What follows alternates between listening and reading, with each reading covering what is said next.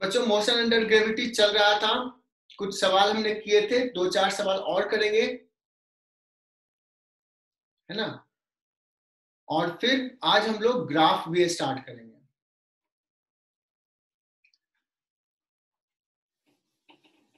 तो एक बहुत बढ़िया सा सवाल है जो नीट में आ सकता है, और नीट में आएगा तो टफ सवाल कहलाएगा, बट तुम लोग बहुत इजीली कर सकते हो।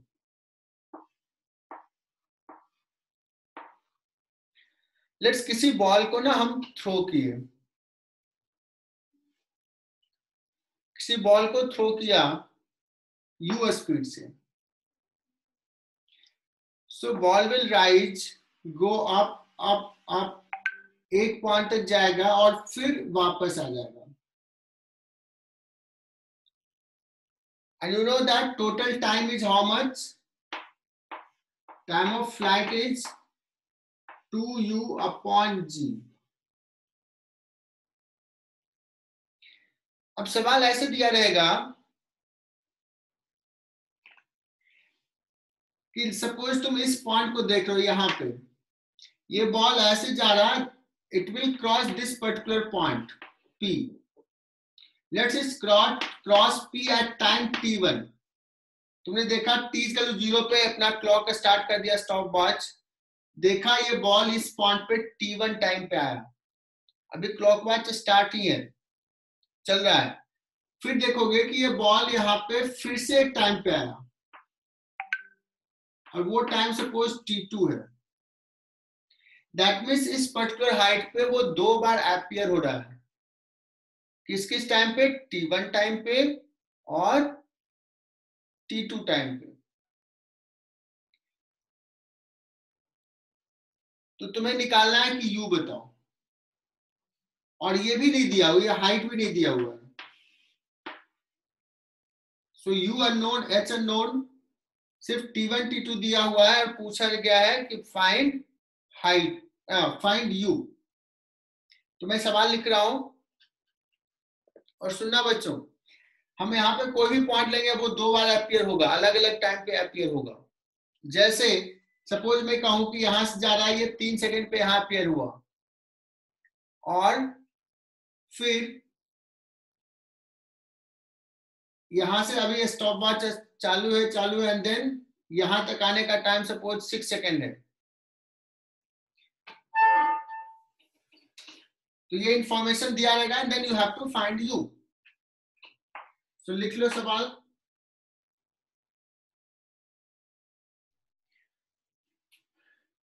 So, बच्चों इस सवाल को ना 1 स्टार, 2 स्टार, 3 स्टार, 4 स्टार कर लो। वेरी वेरी इंपॉर्टेंट सम।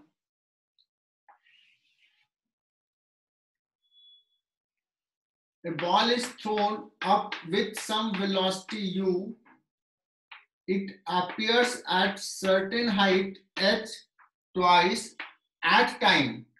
किस किस टाइम पे appear हो रहा है?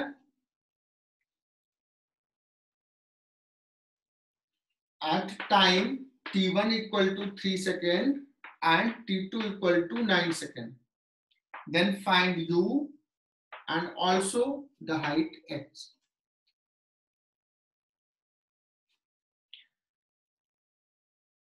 ठीक है। अब इसको मैं 2 तरीके से सॉल्व करूंगा। आई होप कि ये लिख लियोगे, क्योंकि मुझे लिखने में जितना टाइम लगता है उतना ही तुम्हें भी लगेगा, उससे कम नहीं इनफैक्ट। बच्चों इसको 2 तरीके से सॉल्व करता हूं। पहला तरीका है फिजिक्स से, कि बिना ज्यादा कैलकुलेशंस का हम कैसे सॉल्व कर सकते हैं। सो लिसन, सारे बच्चे ध्यान देना। यहां से यहां गया, कितना टाइम लगा? t1 3 second. और फिर कहूं कि मैं यहां से ऐसे गया, और यहां तक आने का टाइम कितना है? 6 सेकेंड।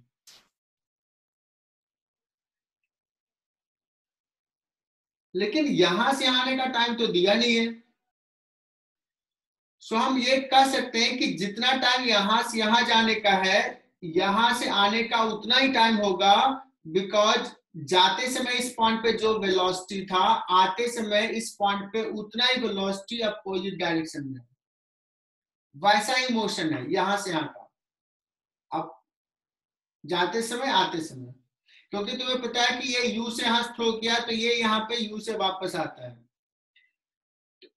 तो मैं रिपीट कर रहा हूं, यहां से यहां जाने का जो टाइम है वही टाइम यहां से यहां आने का होगा।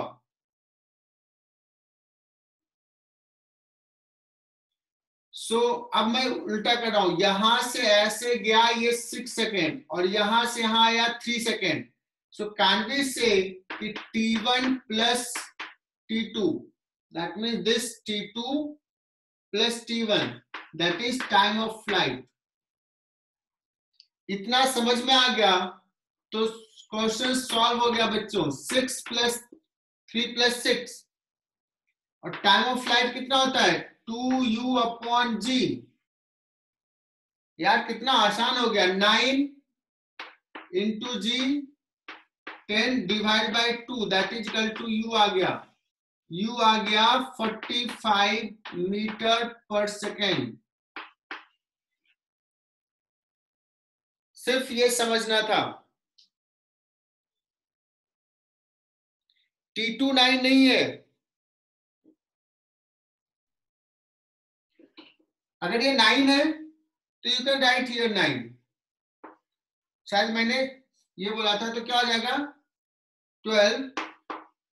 So answer will be 60। मैं लिख दिया 9, मुझे दिमाग में था कि 6 है। चलो सही प्रिया, सही बताई तूने।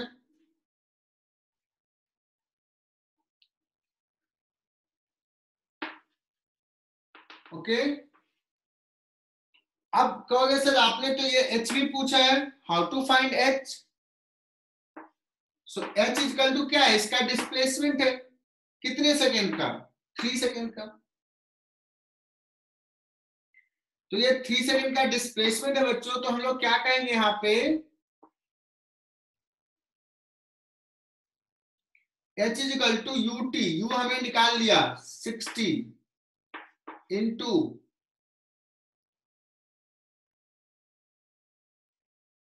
t, t कितना है 3 सेकेंड। एक्सेलेरेशन नीचे तो माइनस हाफ इंटू 10, जी माइनस 10 पुट कर दिया इंटू 3 स्क्वायर। ये कितना आ जाएगा 180 minus 45 that is equal to 135 metre.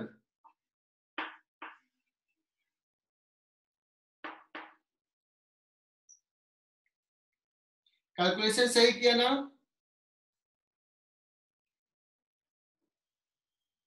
So H भी निकल गया।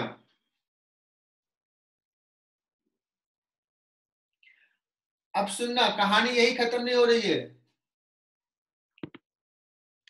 अभी थोड़ा सा और चीजें मैं बताऊंगा।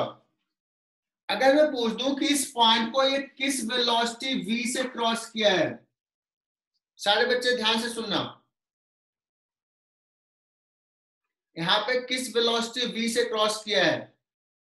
तो अगर तुमने 60 निकाल लिया तो v इज इक्वल टू क्या हो जाएगा u plus 80, 60 minus 10 into 3,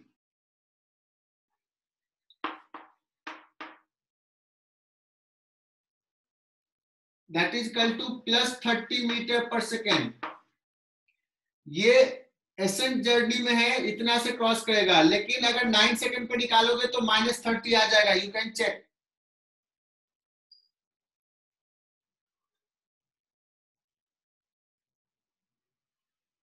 okay so ये तीसरा सवाल, हालांकि मैंने लिखा नहीं but you can find this. तीसरा सवाल मैं एक और तरीके से सॉल्व कर सकता हूं। आई होप कि सबको समझ में आ रहा होगा, अभी मैं स्लो ही चल रहा हूं। अगर मैं तुमसे पूछूं कि चलो इस पॉइंट पे, इस पर्टिकुलर पॉइंट पे ये 3 सेकंड पे पहली बार अपीयर हुआ, दूसरी बार ये 9 सेकंड पे अपीयर हुआ, तो यहां से फिर से वापस आने का टाइम इंटरवल कितना है, मतलब यहां से चला तो कितने देर बाद फिर से वापस आया, तो 9 माइनस 3 6 सेकेंड। सो इस पॉइंट पे ये 2 बार आया, कितने इंटरवल पे आया, 6 सेकेंड पे। सो इसको हम कह सकते हैं कि अगर यहां से हम v स्पीड से थ्रो किए हैं तो ये ऐसे जाके आने का टाइम होता है 2v/g, and that is equal to we can write 6. So v is equal to हो जाएगा 60/2, that is equal to 30. Got it? बच्चों ये विजुलाइज करना शुरू करो, हमने कैसे किया, ये दूसरा मेथड से भी किया। हमारे जैसे वो तो ऐसे ऐसे कुछ भी लिख देते हैं जो बाद में खुद ही नहीं पढ़ पाते हैं। मैं अपना हैंड राइटिंग खुद ही नहीं पढ़ पाता हूँ, तो ऐसे नहीं करना है।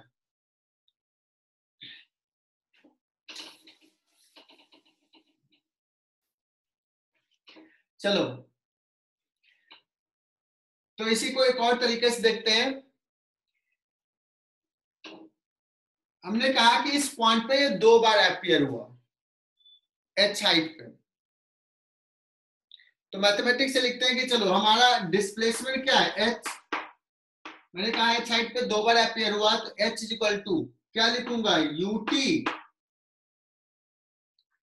माइनस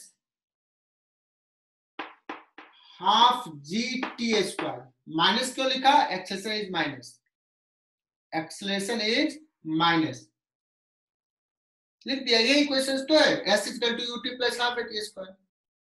अब इस इक्वेशंस को देखो तो क्या है बच्चों, यहाँ पे थोड़ा अरेंज कर लेते हैं इसको, इसको इधर लेकर आ जाते हैं। g/2 into t² minus ut plus h equal to 0। इसको ऐसे भी लिख सकते हैं, t² g/2 से सब डिवाइड कर दिया सब में, तो minus 2u/g into t plus g/2 से सब में डिवाइड कर दो। ये थोड़ा अच्छा सा दिख रहा है। और ये सवाल को देखो, ये क्या कर रहा है, ये दिख रहा है, सॉरी ये दिख रहा है, ये क्वाड्रेटिक इक्वेशन है। ये तो हमने लिखा कि इस पॉइंट पे ये t टाइम पे एपियर हुआ, और उसको लिखा कि ये क्वाड्रेटिक इक्वेशन आ गया, इसका 2 रूट होगा। मतलब इस पॉइंट पे मैथमेटिक्स कर रहा है कि इस पॉइंट पे ये 2 बार एपियर होगा।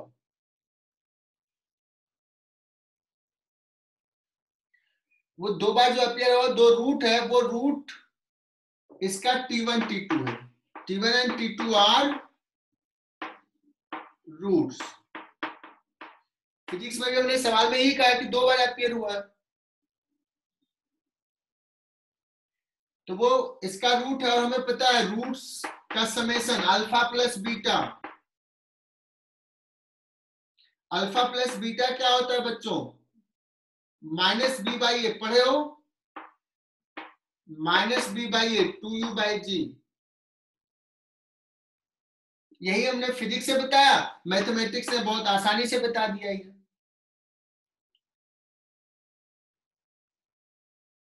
अच्छा हमने पूछा कि h भी बताओ,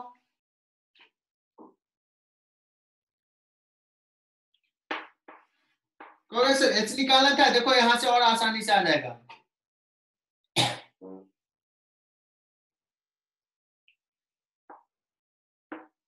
कैसे लिखे, कोई हिंट दो यार मुझे, मैं तो भूल गया। एनीवन,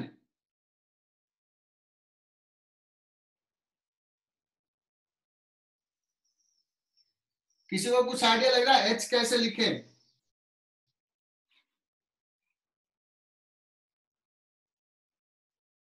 प्रिया पाटिल।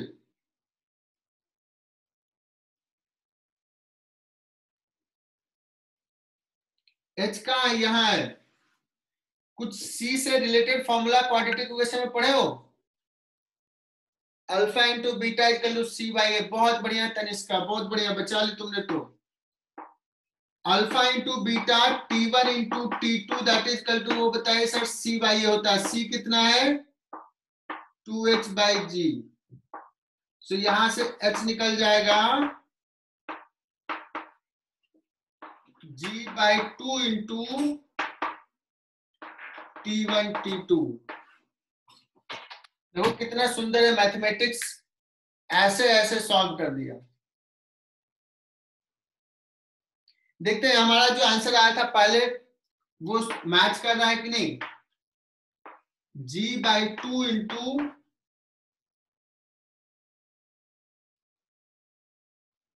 पिछला कुछ कैलकुलेशन मिस्टेक्स तो नहीं कर दिया, देखते हैं। T1 कितना था? 3 इंटू T2 कितना था? 9।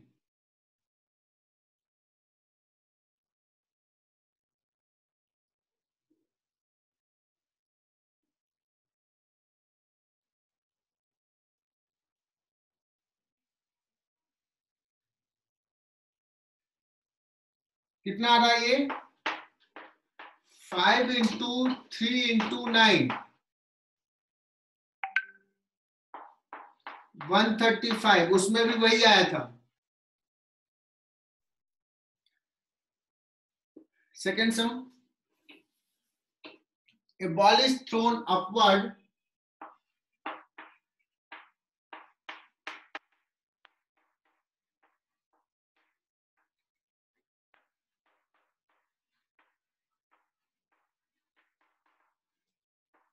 with some velocity. It appears at a height h is equal to 20 meter twice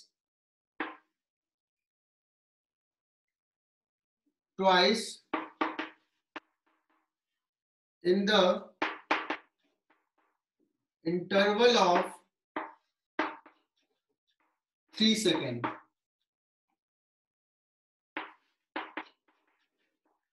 Find u.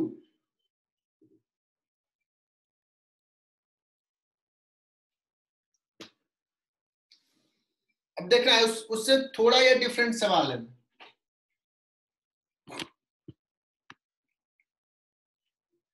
इसको यू से थ्रो किया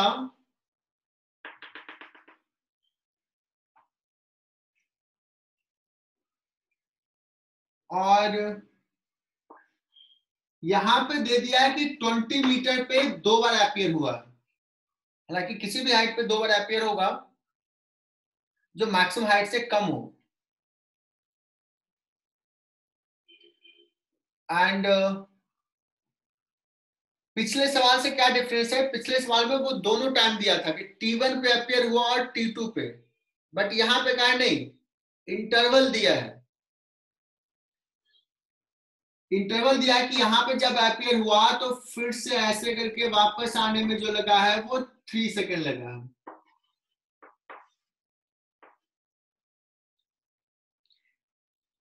मतलब पिछले सवाल से अगर कंपेयर करें तो T2 माइनस T1 दिया है, T1 नहीं दिया है, T2 नहीं दिया है। अब इसको कैसे सॉल्व करें? तो बच्चों इस सवाल का हिंट मैंने पिछले सवाल में दे दिया था कि अगर इस पॉइंट पे पहुंचा, सपोज यहां पे वेलोसिटी v है,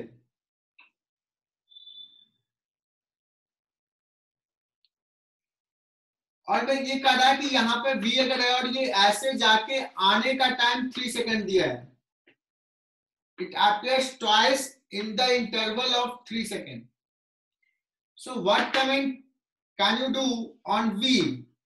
2v by g, that will be 3 seconds. हालांकि हमें पूछा यहाँ का वेलोसिटी, बट यहाँ का हमें निकालने आता है, हमने निकाल लिया। So v comes out as कितना हो जाएगा ये? 15 मीटर पर सेकेंड।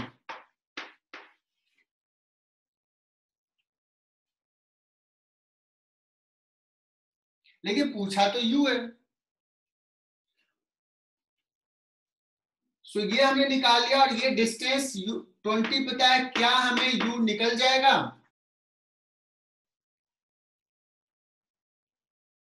क्योंकि यस सर, यहां और यहां के बीच में हम फॉर्मूला लगाएंगे v square minus u square equal to 2as।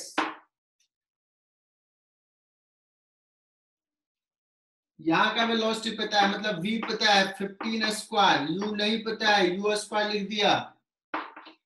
2 acceleration is -10, s is 20, u square को इधर लेके चले जाओ, u square is equal to 15 square, और ये माइनस इधर आएगा तो प्लस, प्लस 20 into 20 400, 625, u आ गया 25 meter per second.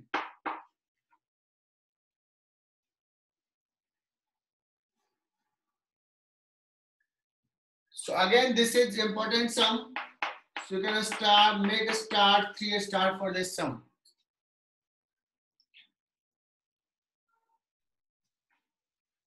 So next topic start करने वाले हैं हम लोग ग्राफ, और इसमें तुम एंजॉय करोगे बिकॉज हमने कुछ कुछ चीजें तो कैलकुलस में पढ़ा दिया है। स्लोप क्या होता है ना, increasing slope, decreasing slope, dy by dx क्या बताता है, कर्व के टेंजेंट का स्लोप। इनफैक्ट मैंने शायद एक आध क्वेश्चन ऐसे भी किए थे कि हाउ टू ड्रॉ ग्राफ। तो बहुत सारे सवाल जो होंगे ग्राफ पे होंगे, और ध्यान देना है ये ग्राफ जो ड्रॉ कर रहे हैं that is for rectilinear motion, motion on a straight line, उसके लिए ड्रॉ कर रहे हैं, यही सिलेबस में है।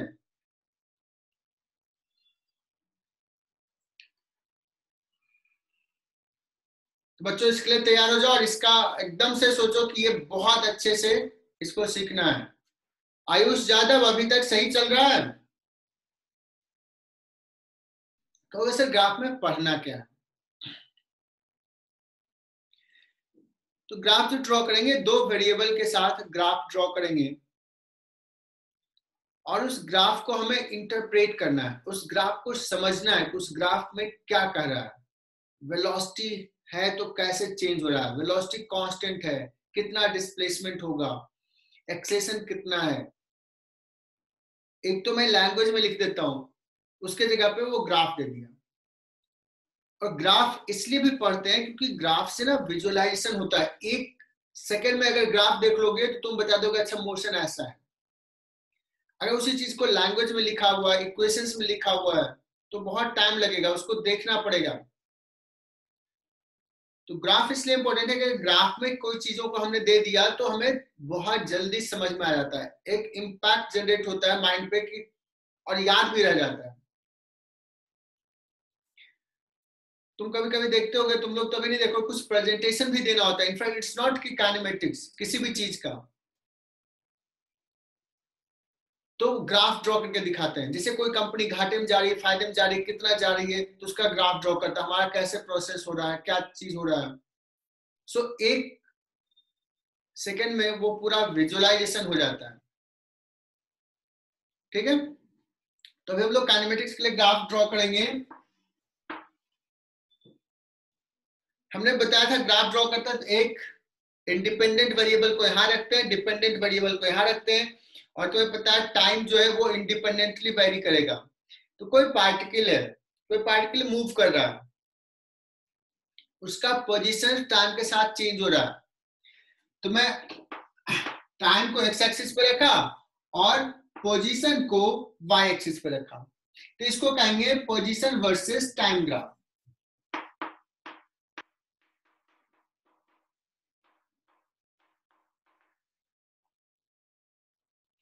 अगर कहा जाए कि t इक्वल टू 0 पे,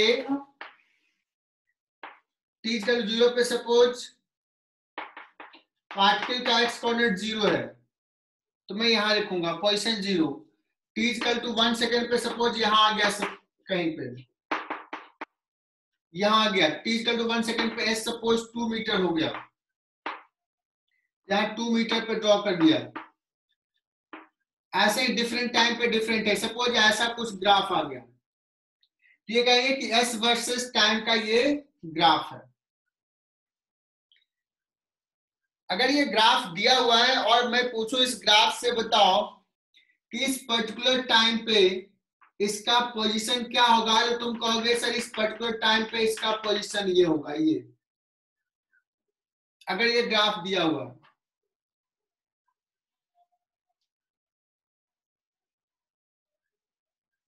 पार्टिकल का पोजीशन टाइम के साथ चेंज हो रहा है, ये ग्राफ में दिख रहा है। ग्राफ कैसा है, स्ट्रेट लाइन है। ये ग्राफ हमने ड्रॉ किया एस वर्सेस टी। कैलकुलस से बताओ कि ds बाई डी टी इसमें क्या बताएगा, ds by d t dy by d x slope बताता था। स्लोप किसका, slope of the tangent to the curve, short में लिख दिया slope, slope of the tangent to the curve. और बताना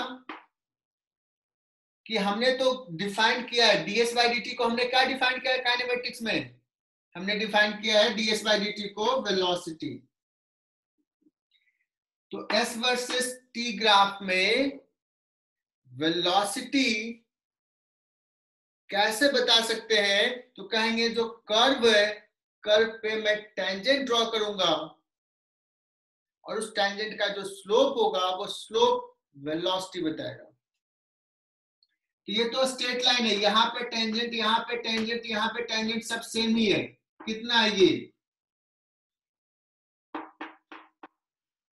और यहाँ पे देखो टेंजेंट कांस्टेंट हर पॉइंट पे सेम है। That means what we will predict, ये अगर ग्राफ है तो कहेंगे कि पार्टिकल का वेलोसिटी कांस्टेंट है। अगर कोई ग्राफ ऐसा होता s वर्सेस t, ऐसा होता तो क्या प्रेडिक्ट करते, यहाँ पे वेलोसिटी, यहाँ का स्लोप, यहाँ पे वेलोसिटी कर्व का यहाँ का स्लोप, यहाँ पे वेलोसिटी कर्व का यहाँ का स्लोप। क्या ऑब्जर्व कर रहे हो, यहाँ पे एंगल छोटा है, यहाँ पे थोड़ा बड़ा है, यहाँ पे थोड़ा और बड़ा है। इस केस से अगर ये ग्राफ दिया हुआ है तुम ये देख के बता सकते हो कि पार्टिकल का वेलोसिटी कांस्टेंट नहीं है, पार्टिकल का वेलोसिटी इंक्रीज कर रहा है।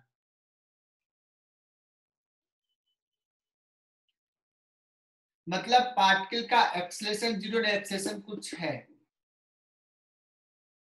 और एक्सेलरेशन वेलोसिटी के डायरेक्शन में है, तभी तो वेलोसिटी बढ़ रहा है, वेलोसिटी का मैग्नीट्यूड इंक्रीज हो रहा है। क्लियर?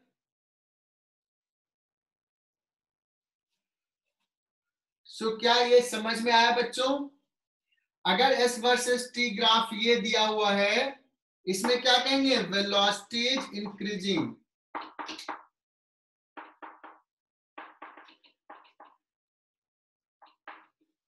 अगर ग्राफ सपोज ऐसा दिया हुआ है s versus t,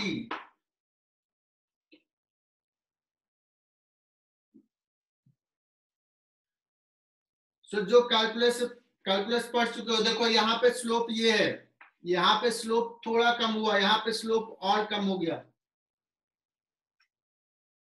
slope is decreasing, that means velocity is decreasing.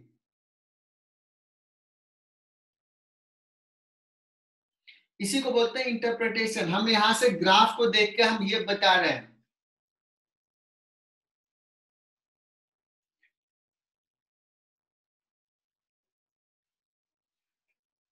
तो पहला हेडिंग डालो, ये लिख सकते हो, तुम लिख सकते हो जो मैंने समझाया, सो दैट कि तुम्हें लगे कि हाँ सर ने ये समझाया है, इसको लिख लो। तो ये पॉइंट लिख लो, in position versus time graph slope gives velocity. Slope किसका,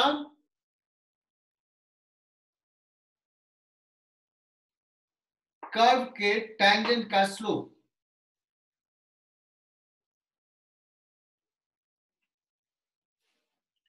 दूसरा पॉइंट बच्चों, यहां से अगर ग्राफ दिया हुआ है तो हमने कहा कि इस केस में तुम किसी भी टाइम पे पार्टिकल का पोजीशंस बता दोगे। ग्राफ स्ट्रेट लाइन भी हो सकता है, ग्राफ कर्व भी हो सकता है। ग्राफ ऐसा भी हो सकता है, एस वर्सेस टी। ऐसे ग्राफ अगर मैं पूछूं बताओ कि इस टाइम पे क्या पोजीशन है, तो कहोगे इतना है। मान लो ये 2 मीटर है, इस टाइम पे सपोज ये 6 मीटर है। अब इसको कुछ बच्चे समझते हैं कि सब पार्टिकल ऐसे ऐसे मूव कर रहा है। नहीं, particle is moving on a straight line. अलग अलग टाइम पे इसका एस क्या है वो पुट करते गए तो ये ग्राफ ऐसा हुआ। That means curve does not show path of the particle. This is common mistake.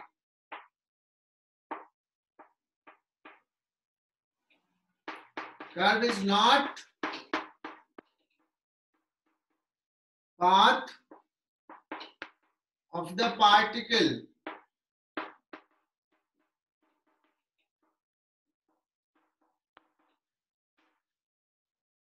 ये बहुत इंपॉर्टेंट पॉइंट लिखा, ये कॉमन मिस्टेक होता है, मैं बता रहा हूं।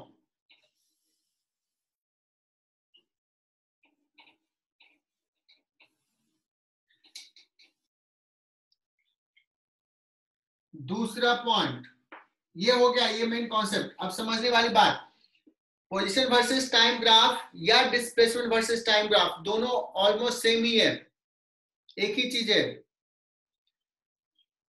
बहुत थोड़ा सा डिफरेंस है। डिस्प्लेसमेंट की अगर बात करें तो t इज इक्वल टू 0 पे ही डिस्प्लेसमेंट क्या होगा, 0। तो डिस्प्लेसमेंट वर्सेस टाइम ग्राफ अगर हम ड्रॉ करते हैं तो वो हमेशा ओरिजिन से स्टार्ट होगा, because displacement will be 0 at t equal to 0। But position versus time graph अगर ड्रॉ कर रहे हैं तो मैं ले सकता हूं कि t इज इक्वल टू 0 पे particle x is equal to 2 पे है, तो graph will start from here. तो एक पॉइंट सिर्फ लिखा देता हूं,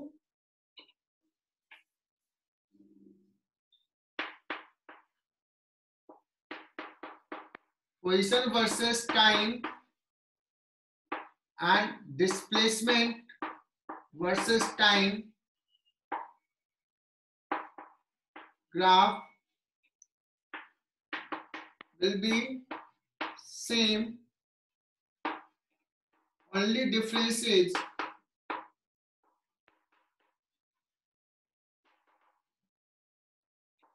at initial point displacement versus time graph always start from origin। तो सिर्फ थोड़ा सा ग्राफ को ऊपर नीचे कर सकते हो।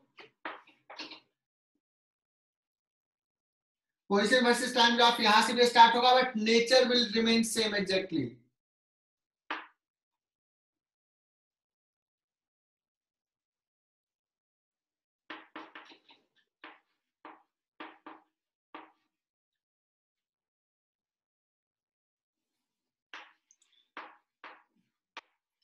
मैं यहां पे लिख रहा हूं ओनली डिफरेंस मे बी का मतलब अगर पोजीशन भी x इक्वल टू 0 ले लिया t इक्वल टू 0 पे तो ग्राफ एग्जैक्टली सेम होगा।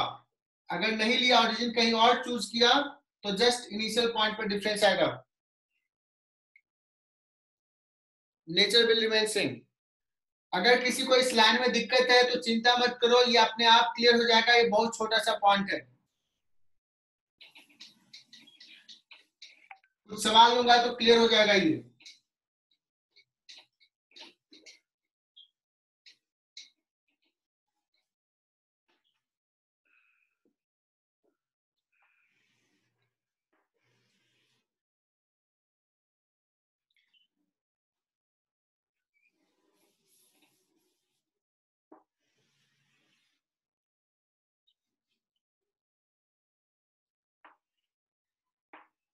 मैं डिस्प्लेसमेंट वर्सेस टाइम ग्राफ ले रहा हूं.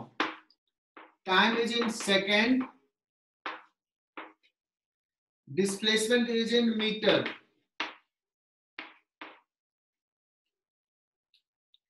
I'm drawing the graph. You have to give some information. जो मैं पूछूंगा वो तुम्हें बताना है इस ग्राफ को देख करके. ग्राफ को इंटरप्रेट करना है, ग्राफ को समझना है, ग्राफ से क्या इंफॉर्मेशन ड्रॉ कर सकते हैं ये बताना है.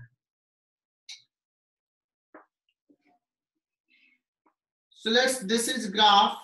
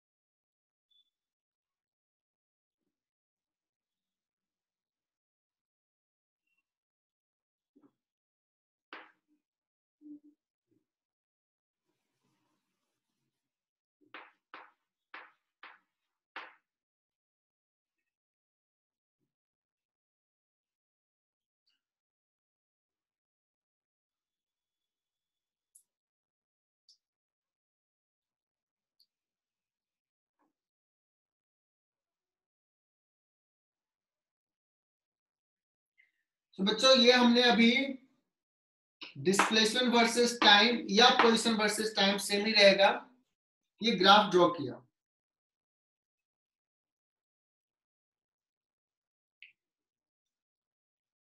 अब इसमें मैं पूछ रहा हूं in which time interval the particle is at rest. और ये मैं एक एक करके पूछूंगा. पहला सवाल, इन विच टाइम इंटरवल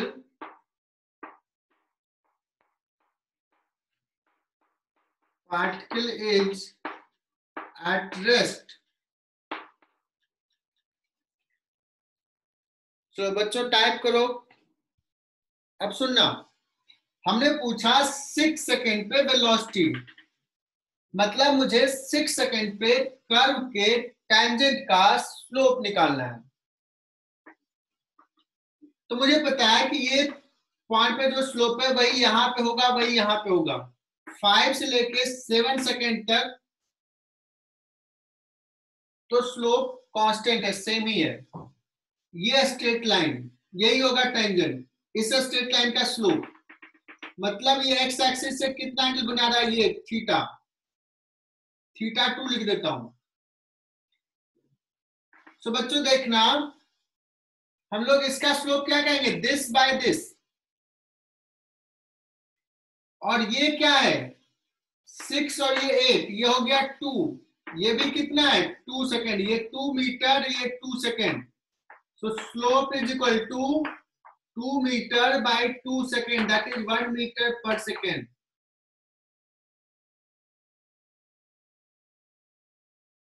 सरवरी ने सही बताई, बहुत बढ़िया सरवरी. 5 बच्चे तो जवाब दे दिए. लोकेशा पीछे रह गई. लोकेशा अभी क्लियर हुआ क्या?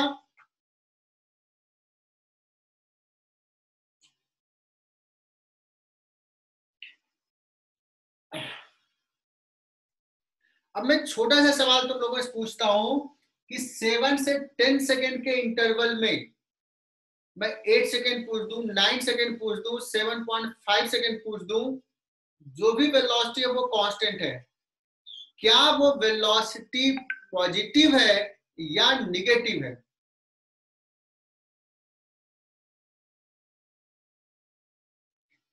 7 से 10 सेकेंड में क्या वेलोसिटी पॉजिटिव है या निगेटिव है? वेदांत ने कहा निगेटिव, पल्लवी निगेटिव, बहुत बढ़िया। प्रथमेश ने बताया निगेटिव, जानवी ने निगेटिव बताया। क्या बात है। लोकेशा, शरण्या, तनिष्का, गुड। ऐसे इंटरेक्शन चाहिए, ऐसे इंटरेक्ट करते रहो। निगेटिव, शरण्या ने भी बताया निगेटिव, गुड, बहुत ही अच्छा। निगेटिव है, क्यों निगेटिव है? देखो इस स्ट्रेट लाइन का स्लोप ये है, angle is more than 90, slope negative है। तो मुझे अगर वेलोसिटी बताना है तो ये एंगल बताना है। मान लो कि ये एंगल अगर थीटा है तो वेलोसिटी जो हो जाएगा वो tan, ये वाला एंगल ये हो जाएगा pi minus theta. Velocity will be tan of x axis angle ये है बच्चों। मैं ऐसे भी बताता हूं, tan 180 माइनस थीटा याद नहीं होगा बट मैं बताता हूं माइनस tan थीटा होता है। तो अगर tan थीटा निकाल दिया फिर माइनस साइन लगा देंगे। तो इस रीजन में वेलोसिटी क्या होगा? for 7 to 10 second minus of tan theta is this upon this. This whole is 8 or this is 3, so 8 by 3 sin minus 8 by 3, और you can see that negative क्यों हुआ है कि वो देखो वापस आ रहा, डिस्प्लेसमेंट 8 हुआ था और घटते घटते घटते फिर से देखो डिस्प्लेसमेंट 0 हो गया।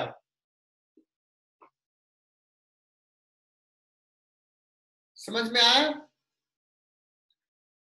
तो तुम ऐसे सवाल में जहां पे ऐसे स्लोप मोर देन 90 बनाया तो पहले यही एंगल निकाल लो, दिस बाय दिस, और फिर साइन माइनस लगा लो। ये क्लियर हो गया होगा।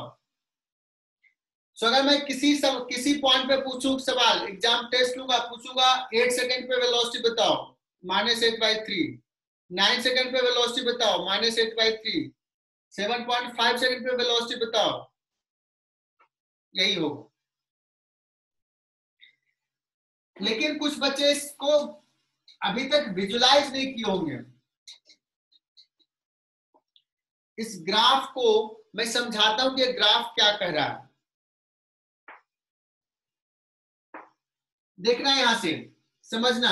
t इक्वल टू 0 पे x इक्वल टू 0 से स्टार्ट किया, 3 सेकंड में ये कहां पहुंच गया?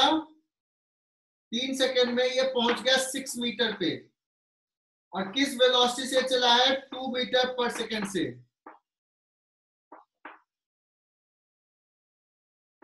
t इक्वल टू 3 सेकंड पे यहां गया, 3 से 5 सेकंड तक ये आराम कर रहा था, थक गया बच्चों ये।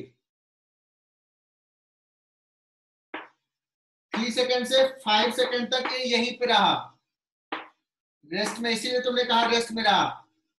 फिर चलना शुरू किया 7 सेकंड पे, कहां पहुंच गया? 8 मीटर पे, 2 मीटर और चला। किस वेलोसिटी चल रहा था? ये चल रहा था 1 मीटर पर सेकंड से। अब ये 8 पे पहुंचा, इसको याद आया कि यार मेरा कुछ सामान घर पे छूट गया है, तो उसके बाद क्या हुआ? ये वेलोसिटी निगेटिव हो गया। अभी तक इधर था, अब ये पीछे दौड़ना शुरू किया,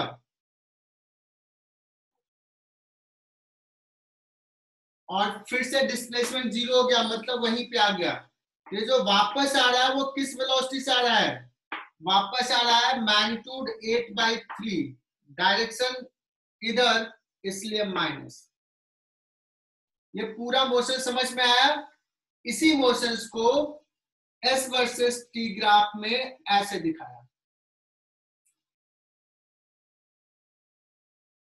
सो 0 to 10 सेकेंड में डिस्प्लेसमेंट 0 से बढ़ा 6 हुआ, फिर 8 हुआ, फिर घटते घटते घटते फिर 0 हो गया है। ये चीज समझाया हमने। Average velocity will be 0। और अभी सारे बच्चे, अब वैभव ने बताया, जानवी, रिया, बहुत बढ़िया। अब अगर मैं तुमसे पूछूं कि find average velocity for the interval 0 to 7 second, average velocity for the motion 0 to 7 second, यहां से 7 सेकेंड में, तो देखो 7 सेकेंड में क्या डिस्प्लेसमेंट है, 8, बीच में कैसे गया उससे मतलब नहीं है, 7 सेकेंड पे वो उसका डिस्प्लेसमेंट 8, 8/7। श्रन्या ने भी बहुत सही बताई थी, जानवी ने बता दिया आंसर 8/7, बहुत बढ़िया जानवी। और आज का लास्ट सवाल, what is average speed for the motion 0 to 10 second. जिसने बताया मतलब उसको अच्छे से समझ में आया है अभी तक का kinematics. What is average speed for 0 to 10 second, average speed, और टाइप करो